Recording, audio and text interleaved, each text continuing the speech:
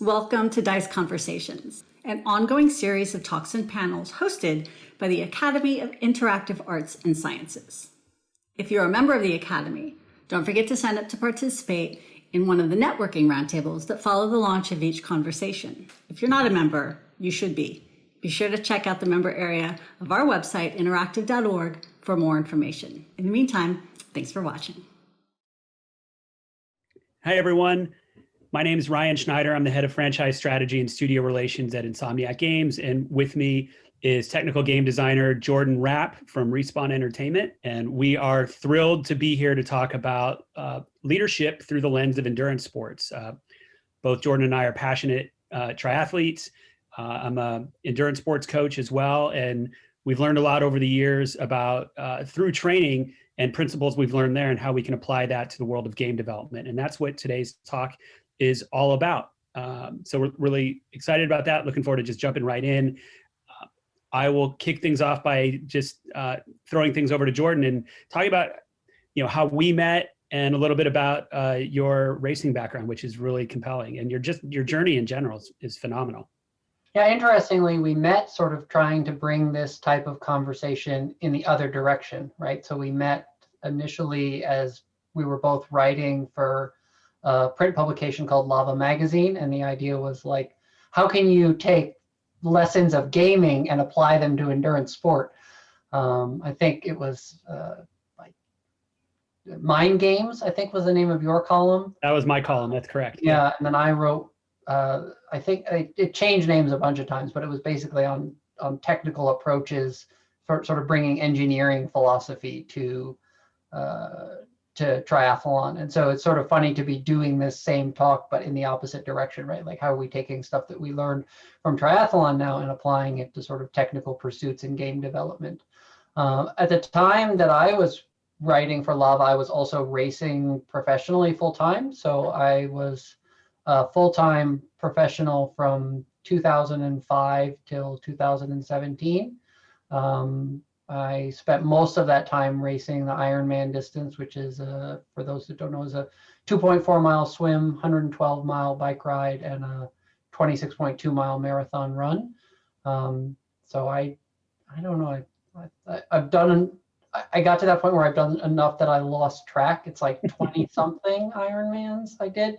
I remember I saw a license plate, like one of my last years of my career, someone was like 20-time Ironman finisher. I was like, that's crazy. That I started counting and I was like, oh, I'm past that, which was a bit of an eye-opening moment. I was lucky enough to win 6 of them, along with the 2011 ITU long distance world championships, which is sort of like a 3/4 distance of an Ironman.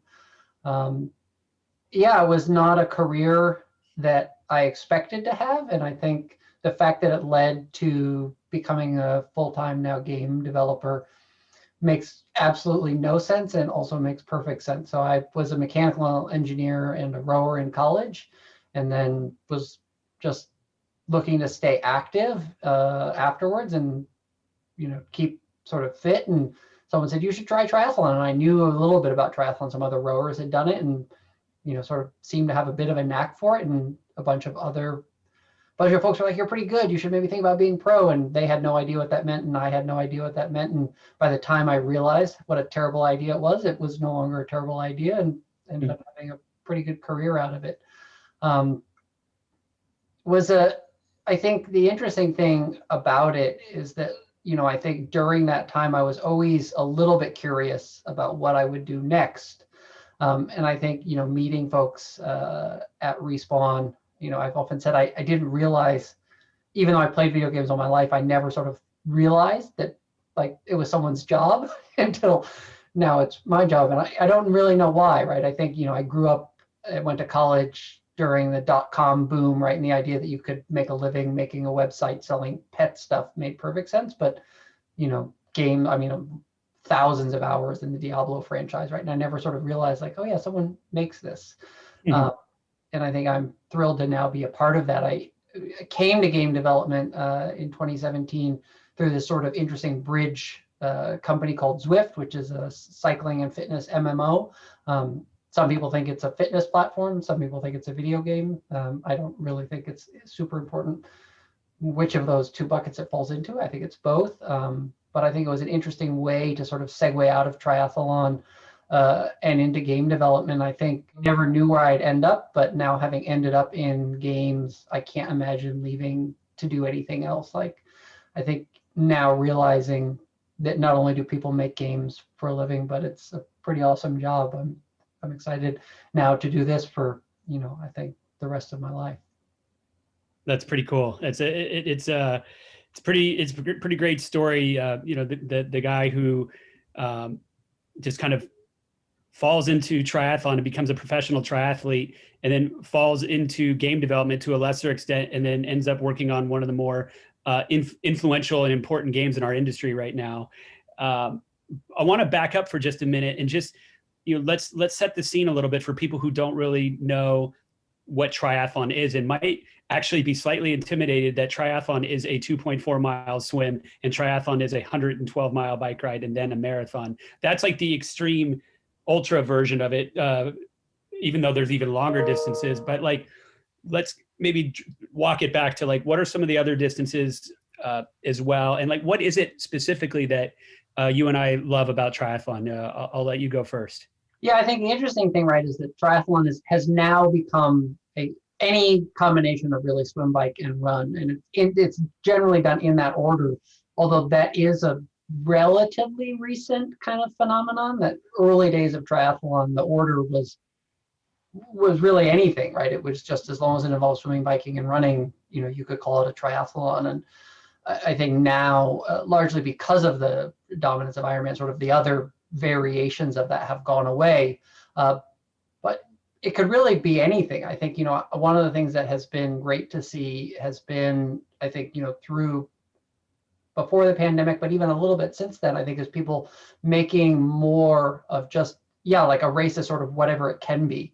And that applies really at the highest levels all the way down, right? It can be, as simple as, 4 laps in a pool, and then, ride your bike around the pool, and then, run, around the pool. I think, it's been great to see pool triathlon and sort of local, and just taking advantage, especially for kids. I have 4 kids, and I think seeing ways to get them involved in the sport, it's like, just get out there and do something, right? I think there's, in some ways, there is a way, a mentality of equating Ironman and triathlon as being the same thing, but that's definitely not the case, right? And I think I started with the first triathlon I ever did was a half a mile swim, a 16 or 17 mile bike ride, and then a 3-mile run, and that seemed like plenty at the time, right? And I was like, people do Ironman? That's crazy, right? And I think you end up sort of normalizing it once you start doing it, but I think it really is,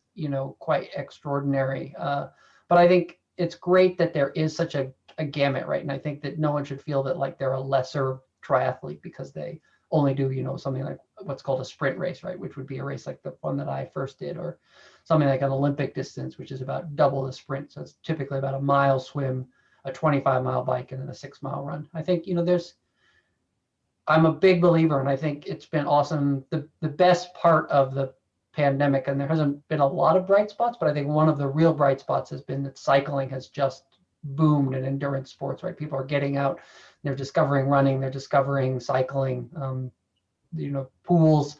I've heard that one of the local pools that the lane spaces like sell out right in less than 5 minutes. And I think it's awesome that people are finding ways to be active, and I'm hopeful that that carries on once life returns to a bit more normalcy.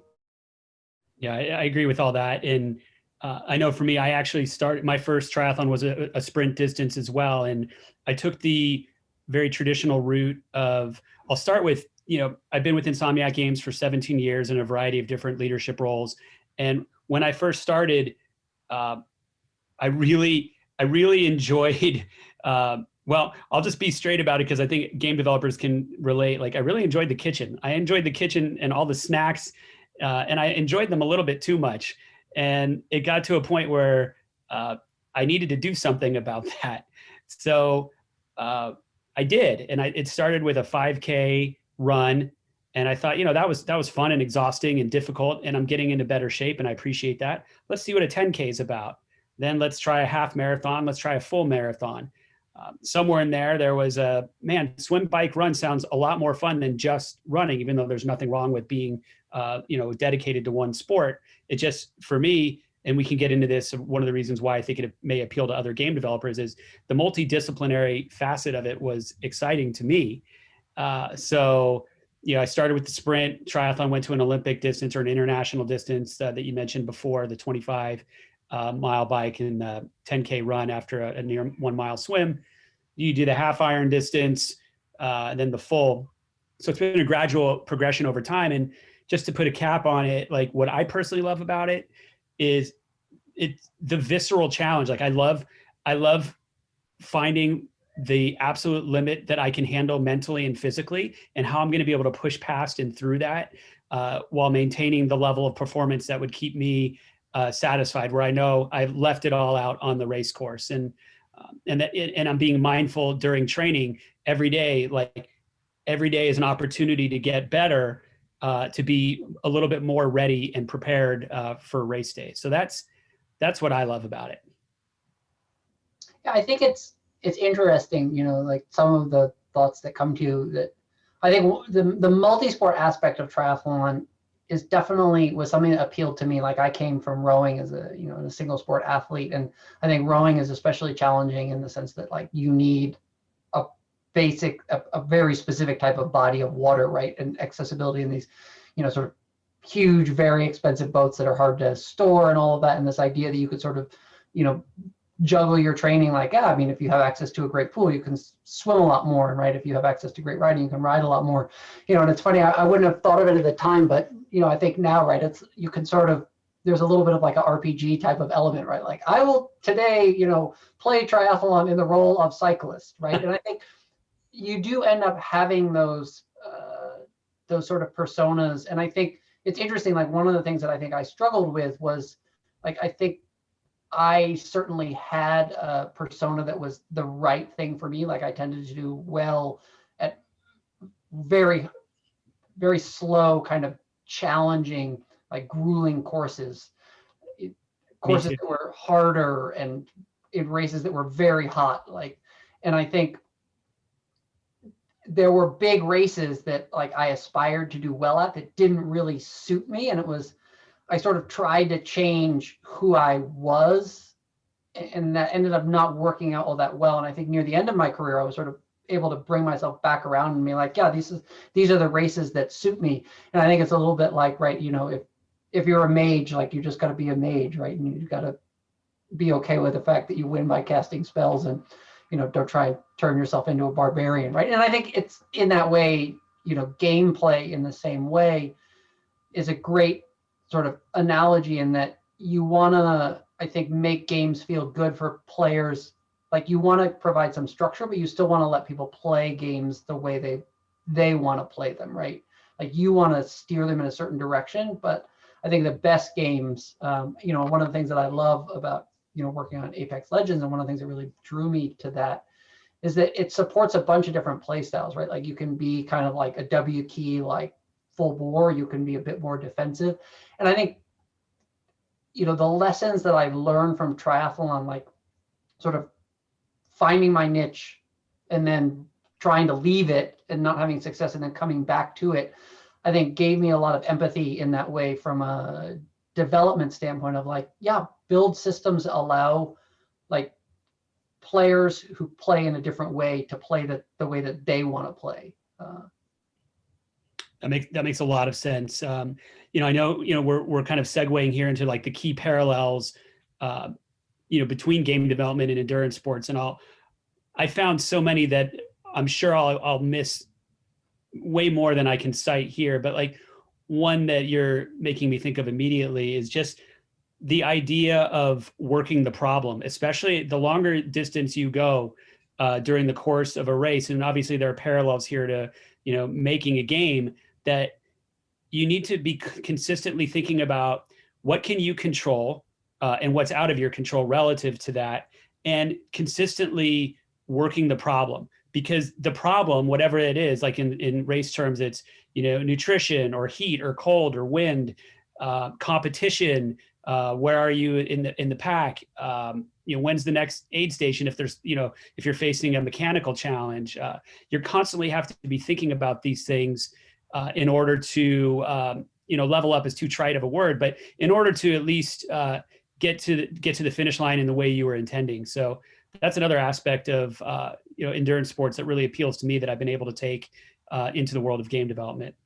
Yeah, I think I started out like I was a rower, and in college I had aspirations of going to the Olympics. And when I made the switch to triathlon, and initially I thought, like maybe triathlon is the way that I make it to the Olympics. And I wasn't fast enough. And people were like, "How'd you end up doing Ironman?" I was like, "Well, I just kept racing longer until I started winning." Right? Like I didn't actually want to race Ironman, didn't want to race for 8 hours by choice, but it was like, oh yeah, once you get to about where you're racing for 8 hours, problem solving starts to become a much bigger factor than sort of pure athletic ability, right? And so I didn't have a background, as a swimmer or a biker or a runner, right? But I did have a background as an engineer.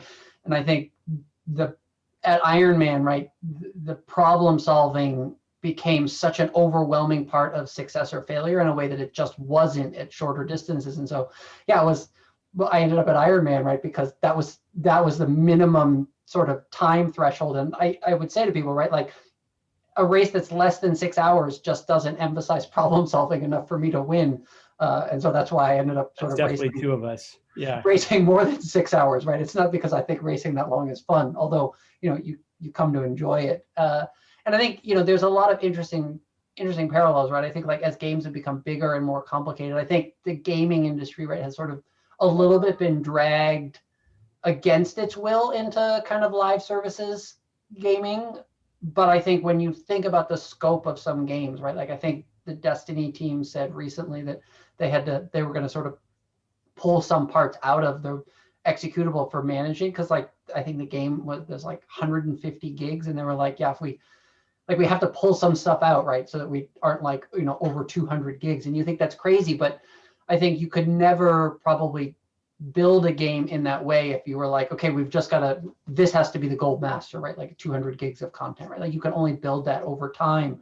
And I think there is a lot of parallels to that, right, with when you think about endurance sport, where you think like, how are you going to prepare for a race that's 8 hours, right? And it's you never really do the race in training, right? And you certainly never go over that, right? Like race day will usually be a big step up. And I think it sort of is the same thing with when I look at the process that we have now, and some of the, I work specifically on a lot of issues around at Respawn, on live content, right? And it's like, how do you manage, tooling and pipeline and all that stuff? And I think, yeah, there's a lot of like, you got to set your 6-week goals, you got to set your 6-month goals, and then you got to sort of, and thinking in terms of like endurance sports, right? Like, where do I want to be in 4 years? Where do I want to be in 5 years, 8 years, right? And I think with box products and, box SKUs, like you didn't really have that. But I think one of the neat things about live service games is that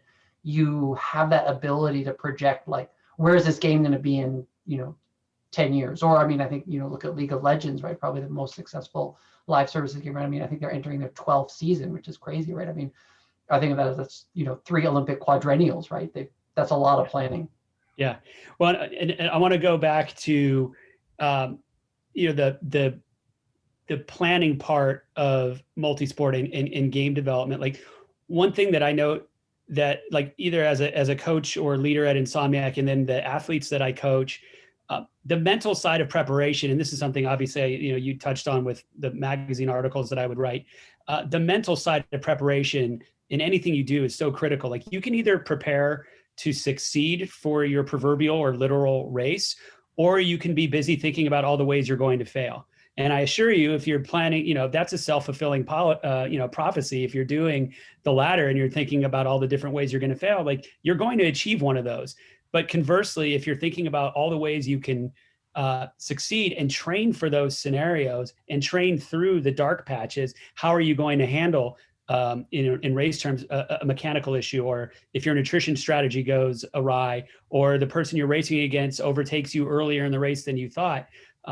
It's so easy to lose control over yourself, your thoughts, your feelings, that your work output, whether that's physical in watts or pace, or productivity when you're, making, whatever it is whether you're designing or coding or creating a piece of art, it has such a tangible effect. So I'm wondering what your thoughts are on that as well. Yeah, I mean, there's a lot of classic quotes, right? Whether you know, think you'll win or lose, right? You're right. They all sort of blur together, right? All these cliches around, I think, that attitude and approach. But I think there is certainly a lot of truth to the sense that if you set those goals, right, and then I think you're striving towards those, right, and you will. I think one of the quotes that I love, right, is not the one that it's not, the danger is not in setting the bar too high and that you fail to clear it. It's that you set it too low, right, and that you sort of don't realize what you're capable of. And again, I think, like, going back, I don't know that I would have found the same sense of sort of kindred spirits and sort of approach in the absence of live services, right? Like when I came to work on Zwift, it was a live services game, right? Typically shipped an update about once every month, and I think, Apex is a little bit less frequent, right? It's sort of bigger, where we sort of try and do, a big release every about 3 months, right? And then kind of at least one, maybe two sort of, point X patches, with some new content. And I think I love that approach where you have this ability to say, like, this is this major goal, but we are aspiring, right, to have these intermediate, like, successes. And I think it's also nice in the sense that you can have intermediate failures, right? Like, I think, it's obviously not great for users when you ship bugs and you have, crashes and all of that.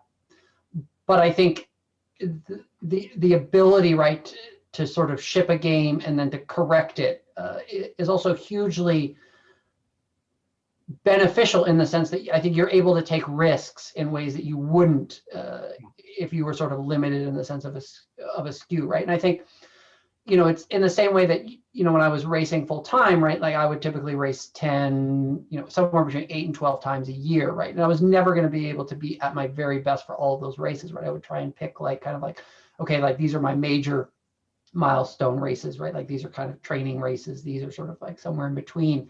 And I think that same sense of, having some perspective on what it is that you're trying to achieve with, a given release, I think is nice, right? Like, you have your sort of big patches, with big new content. And I think it's that same thing of, setting those intermediate goals and then, like, chipping away at those, right? And I think if you do that, I think you'll find your way to success. I think the interesting thing, and, like, looking back, I think I always struggled with this, is, like, I never really had a lot of natural confidence on race day, right? Like, I wouldn't have been the person like, oh yeah, like, I'm aspiring to be successful and I'll be successful. It was more that, like, I would have these very sort of concrete benchmarks, and then, like, if I hit them all, like, then I would have sort of derived confidence from that. And so, like, I mean, even now, right, like, I still have a hard time where you're sort of like, well, like, if you aspire to be successful, you be successful. I'm like, well, I can't get my head around that in a lot of ways, but I appreciate that, right? And I think that, I do envy that at times. Like, I would say, like, if I had a driving mantra during my racing career, was that hope is not a strategy. And so I'm always a little bit reticent of the, like, oh yeah, like, aspire to be great. I'm like, I don't know about that, right? Like, have a framework for it. But I think there is that same sense of that you're not going to be better every day, right? Like, you're not going to break through every day, right? That it is about sort of having that thing that you're aspiring to, right? And having that perspective of, like, I'm reaching towards this goal and I'm trying to achieve that, and that matters more than sort of the individual setbacks day to day, right? Like, the fact that you might ship software with a bug doesn't mean that you have, like, bad engineers, right? And I think that it's, I'm not a huge fan of, like, the Facebook, like, move fast and break things, but, like, at the same time, like, I do appreciate that perspective of, like, you will not make great games and you will not achieve, like, great success without taking some risk. Yeah. But calculated risk in the sense of, like, I believe that this risk will take me somewhere great.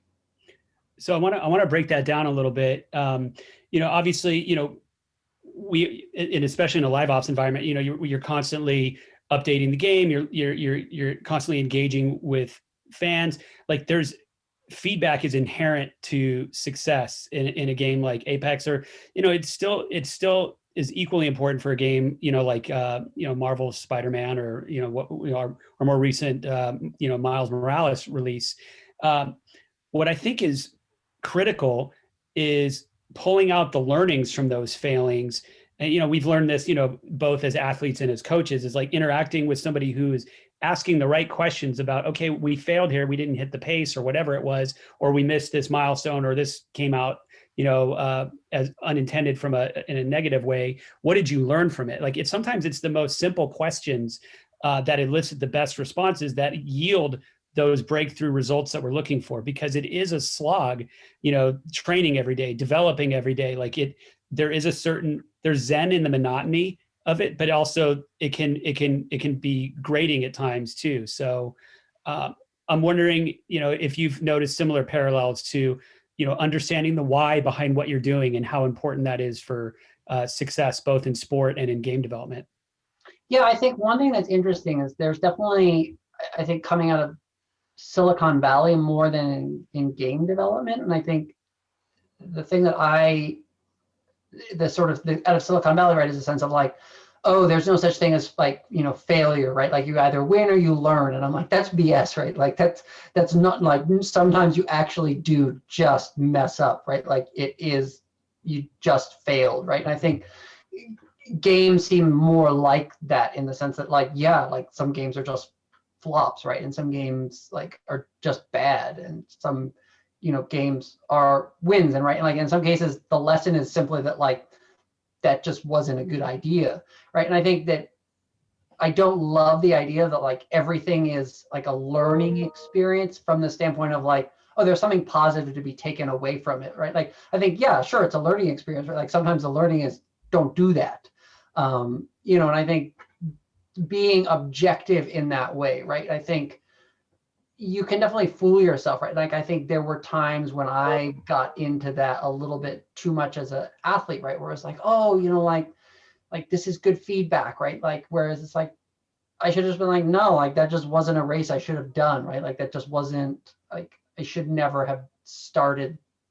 I should never have signed up, right? Like, I should never have, got on the starting line, right? Like, or, I should never have made that decision to sort of, pursue this type of training, right? To put my energies into that kind of thing, right? And I think that that's certainly is valuable, right? Like, especially in live ops, that, like, you'll make a decision, and, like, sometimes it's like, yeah, like, that was just not the right decision, right? And you need to, walk that decision back, or, make it right for your players. Make goods are always tough from a, business standpoint, but I think, there is certainly a lot of the objectivity of that, right? That it's like, some failures are learning experience, in terms of like, it was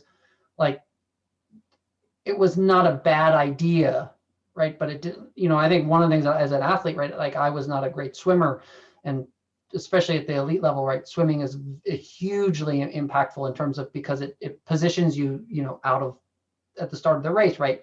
And it's not just about like how you get to the finish line, like, you have to know who you're racing against too, right? It's not just like, oh, well, it's, we're both going to try and get from A to B as fast as possible. It's like, yes and no. And so I think I sort of focused too much on it, right? And I think at the end of the day, it was like, yeah, right, like, I put a lot of time and effort into trying to become a better swimmer, and like, it just didn't work out, right? And I probably should have realized sooner than I did that it just wasn't going to work out, right? And I think, I think I viewed that as too much of a learning experience, right? Like, oh no, I'm learning a lot. And it's like, no, right? Like, I should have just like, like, yeah, okay, I tried it, and I moved on. I think I appreciate that sense of, that it's, objectivity, learning is great, but objectivity is as well, right? Like, sometimes a failure is just a failure. Right. And it's interesting too, because I'm a serviceable swimmer, but the shorter the race, the more it hurts me. The longer the race, I have more ground to make up, and I use that as part of my strategy. And I think about, games that we as Insomniac have made over the years, and the types of games we've made. Like, when we're at our best, we're playing to our strengths as a studio. right? And I'm sure there are lessons for game developers out there, like know what your strengths are, know what your weaknesses are, or areas of growth. And the competition is as visceral in game development as it is on the race course, and make sure that your strategy aligns with what you're actually able to accomplish. Yeah, I mean, like I think there's one of the sort of enduring lessons that I think I came into triathlon thinking very much of like the approach of like, like you got to shore up your weaknesses, right? And it's like, I think when I left it, I came in much more of like, yeah, like you got our weaknesses kind of, we got to be serviceable enough, but like real success comes from playing to your strengths, right? And I think, when I look at, like why has Apex, kind of been so successful? I think, my perspective on it, right, is that I think Respawn has a great narrative culture, right? Like I look at Titanfall 2 and the story between, Jack and BT, and I think that carried over to Apex, right? This idea that you care about the characters, right? And I think it's interesting looking at, our neighbor right down in LA, Riot, which sort of the funny thing, right, was Riot Game for a long time. But then I think in the past year, right, they've launched, two big new games with Valorant and Legends of Runeterra, which I quite enjoy playing, which is their CCG collectible card game. I think it's interesting, right? Because Valorant is its own IP, right? Like the characters have no connection to League, and then Runeterra, started out as basically this derived IP where it's like you're playing as League characters and like it's great. But now like they've started, I think as Runeterra has become more popular, like has fed back in.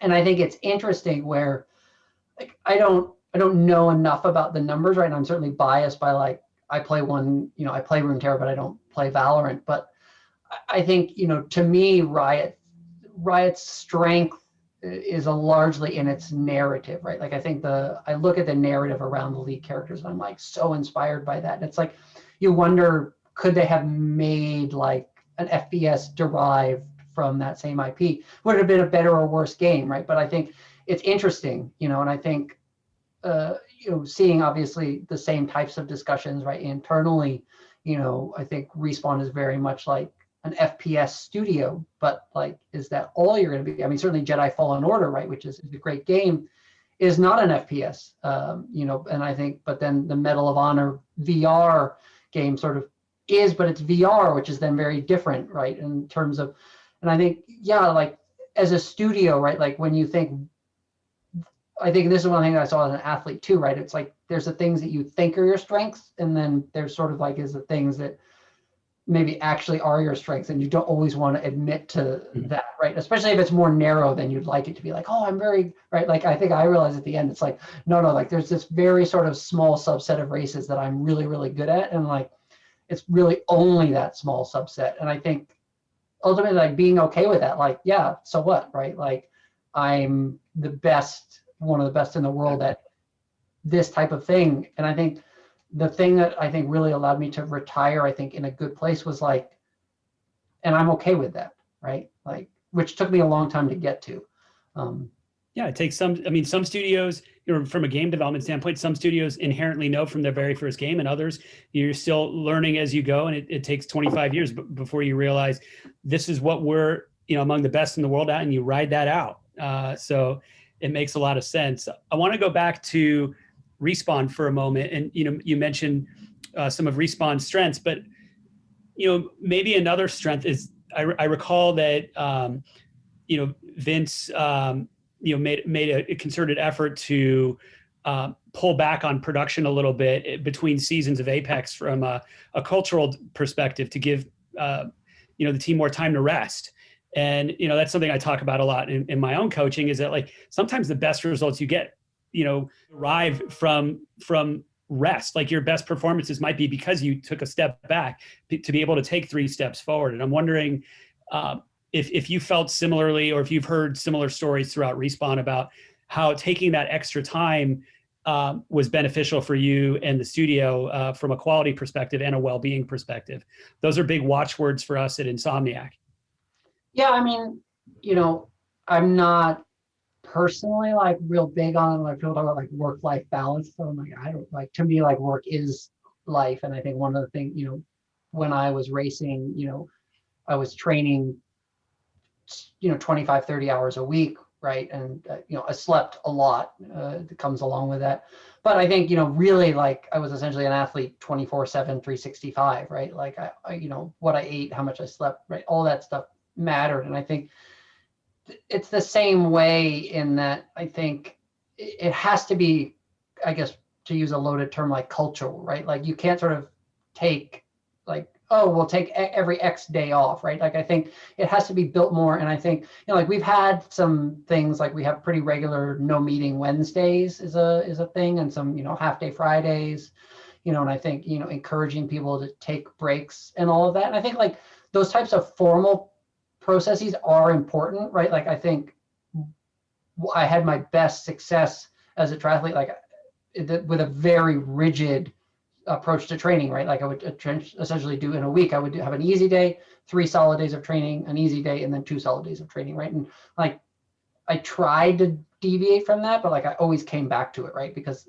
like every time I sort of tried to get away from it, like it didn't work, right? And I think I tried things more like, oh, I'll do, some regularly scheduled, right? But it's like, no, like I think it has to be much more micro scale, right? In that sense that it's not about taking, a day here or a day there, right? Like it is in that way cultural.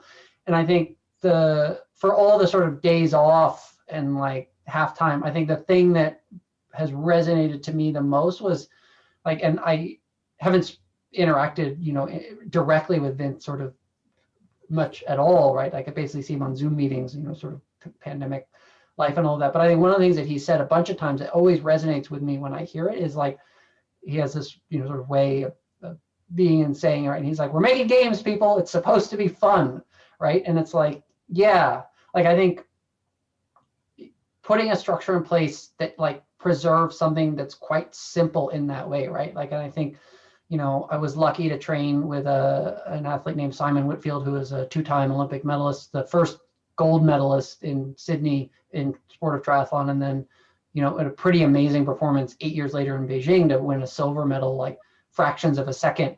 And I mean, Simon is a huge gamer. I think like one of the stories I have to tell is like we trained a lot. We also played a lot of Rainbow Six Vegas in the lead up to Beijing.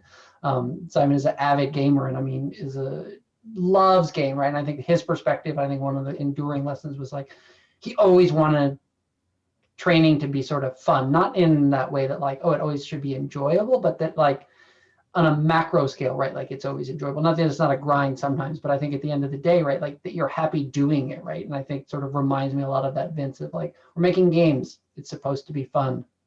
So that's a good segue as we head in the home stretch here.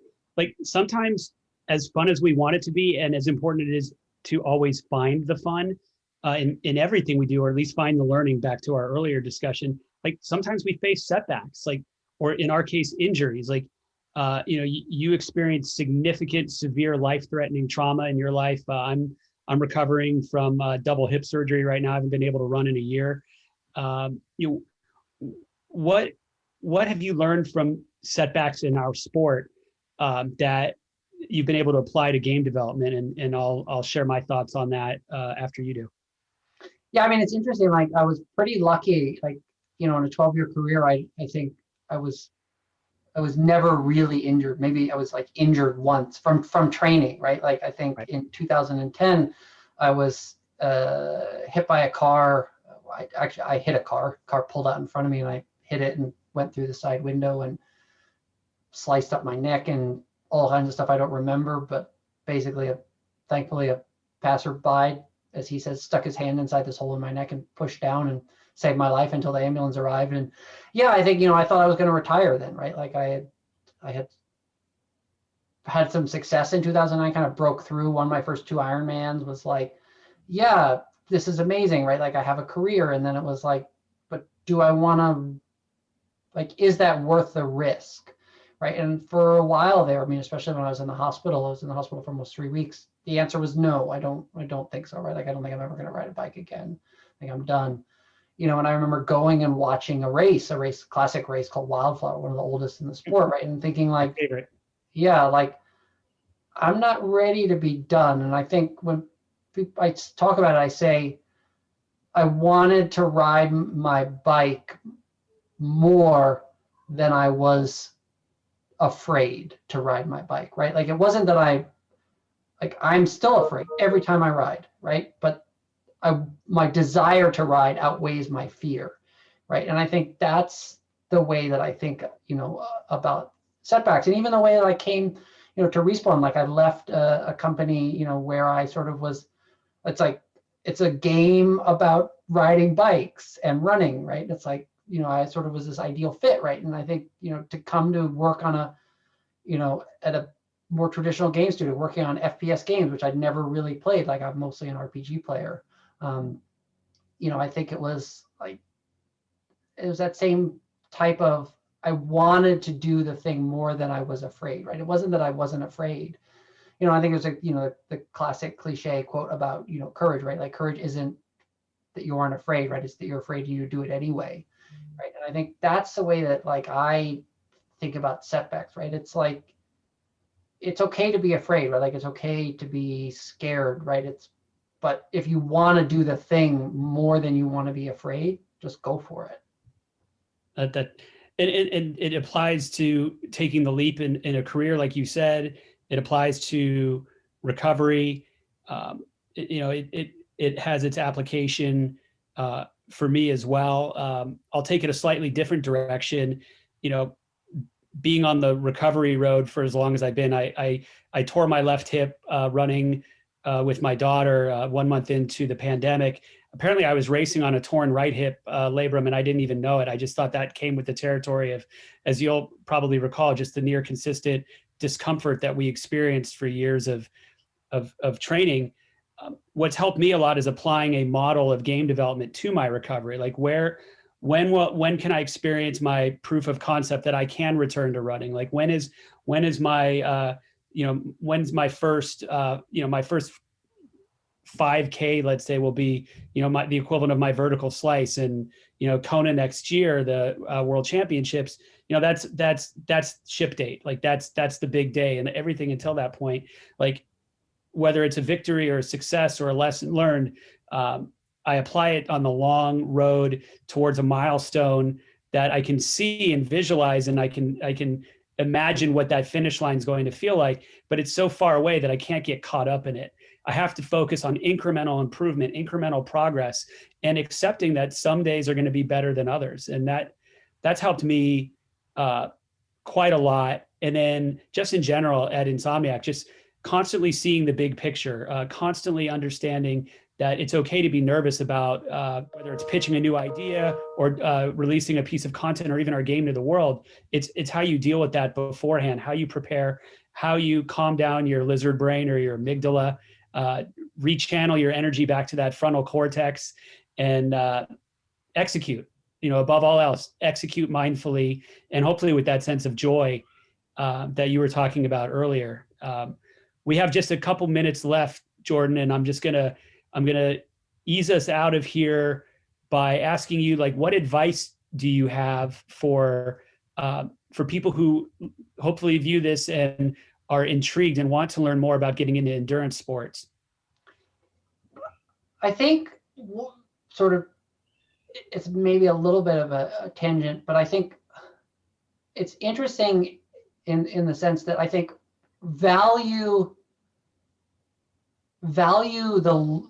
the experience, and the process and the wisdom that you gain from these other pursuits, quite highly, right? And I think, I early on in my career as a triathlete, like I was sort of ready to retire. I was like, this isn't meaningful, right? Like, and I remember sort of telling someone, and I was like, and my friend Simon, he said, he's like, a big part of the meaning, right? Like, is if it matters to you, that is value enough, right? And I think one of the things that's interesting, right, about games is I think, and sport as well, right? I think we've seen through, NBA and NFL, and I think, sort of the rise of esport, right? Like sports as a cultural force and phenomenon in a way, but I think games as well, right? Like working on a game like Apex that puts sort of multicultural, like characters of different, sexual orientation and gender identity and all that kind of stuff.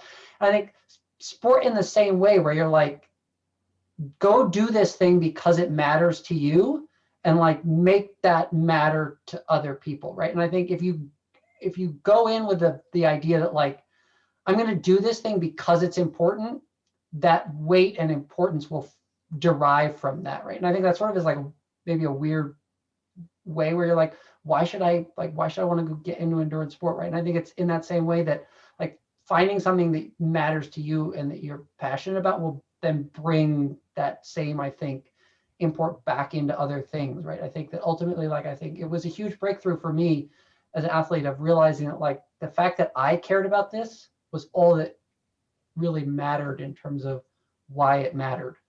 Yeah. Well, and it's also the inputs versus outcomes, right? Like if you're focused solely, let's say even as a studio or as an individual, like I'm going to work on a game that gets a 90 Metacritic, and then like you don't get a 90 Metacritic, it was like everything you worked on a failure. Like you can't be focused on that. You have to find the inner joy of like, what did you do to evolve your craft so that you can sleep at night knowing you did your best. I know for me, nothing has taught me more viscerally that the hardest elements of any journey yield the most special and rewarding memories, and therefore like this sense of satisfaction or intrinsic value than through the lens of long course triathlon. Like I think about, you mentioned tough courses that made us battle hardened. I think of two in particular. I was at IRONMAN St. George in 2012 with the 40-mile-an-hour wind gusts, where I literally got blown across the road, and the reservoir swells were so high that people had to breaststroke instead of swim because they couldn't see where the buoys were. And then I think of Ironman Lake Tahoe, the one year that they had it in 2013, where it snowed and we had to scrape ice off our bike seat that morning, and it was 28 degrees outside. I couldn't feel my feet for 2 hours. But on the latter one, I remember I wanted to quit. I asked volunteers at the aid station if I could, and they said the med tents were overrun. So you're going to have to walk back to the aid, back to the finish line anyways. You might as well get going. And along that journey, I saw my parents, and my mom at the time would have been late 60s. And she clutched her purse with both hands and started running alongside with me to kind of get me going and like motivate me and say, look, I'm out here with you. You can do this. You can push through. And like, that's one of the most enduring and special memories of my life, is that I was at such a gut check moment mentally and physically. I mean, I literally had Mylar blankets wrapped around my arms because I couldn't retain heat. I felt like I was going into hypothermia, but like I found a way through. And it was because of, the gumption that my mom helped me with, but like finding that extra gear to know that I can do anything, I can push through anything, I can overcome any challenge. And it's just given me such a sense of strength that no challenge feels too great. And that it helps me every day at work. So I don't know if there's anything else you want to add as we wrap up before I conclude, Jordan. No, I think, I would say value doing something, right? I think that's been, again, sort of going back to the rise in cycling and sort of just overall activity, a real bright side of the pandemic. And I think in the same way that, I think don't be intimidated by what you can't do, right? Be inspired by what you can. Yeah, I completely agree. And that's probably one of the reasons why you see like the catchphrase for Ironman, for instance, anything is possible. And it is. I mean, it's inspiring when you see all kinds of people on that race course. Like it's not just the tall, lean, fit athlete. Like it's people out there who are living the dream, and maybe they have a physical challenge, or, think about that athlete. I think his name was Chris, who became the first Down syndrome triathlete to finish an Ironman. Like anything is possible. And, I'll just conclude by saying, like, you can start with 1 mile, you can start with a 5K, you can start swimming an extra lap in the pool and making that add up over time. Like just get started. And, there are resources and tools to help you. Jordan and I are here to be resources, both from a game development standpoint, from a leadership standpoint, from a triathlon perspective. You can find me on LinkedIn. That's the best way to probably get a hold of me quickly. Jordan, you're on Twitter and LinkedIn and Twitter, LinkedIn. I have a Facebook page. I have a website with a contact form, and I answer every one that comes in. Yeah, I'm pretty easy to find if you just Google Jordan Rapp. Any of the ways that you might find me, if you Google me, I respond to all of them. It's actually Rap Star, right? That's your. It is, although like if I do have both, like my sort of pro persona, right? Like my gamer tag version, which I sometimes think like I should probably retire and replace with Never. .com that I also own. Well, But, they do redirect, so they're one and the same. Well, we're at time, but it's too bad we didn't get into all your charitable work. I want to give that a shout out. Like, you are a rap star. I've known you for a long time. It's been great to be a part of this. And for those of you who do look up Jordan, I hope you see all the work he did with World Bicycle Relief and all of the fundraisers he did during his Ironman work. He really, our vision at Insomniac is to have a positive and lasting impression on people's lives. And, Jordan has certainly embodied that. So thanks to everybody for participating here or attending, and hopefully we'll see you on the race course. Take care, and thanks again.